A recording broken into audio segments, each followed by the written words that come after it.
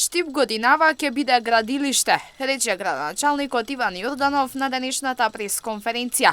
Тој посочи дека оваа година општината ќе инвестира голема сума на пари за подобрување на патната инфраструктура и модернизација на градот.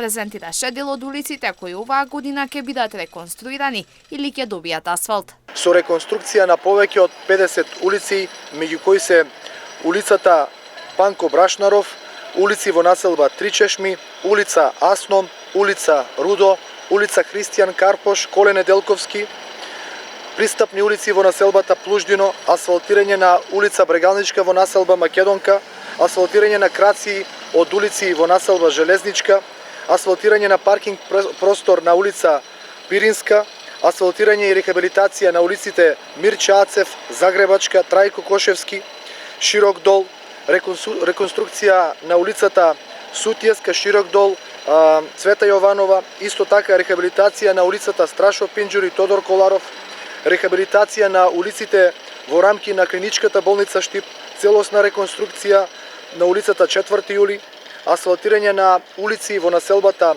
Балканска. Ке следува и реконструкција на тротоарските површини во рамки на овие улици. Јорданов вели дека ќе се реши проблемот со старата подземна инфраструктура, бидејќи паралелно ќе се работи на водовод и канализација.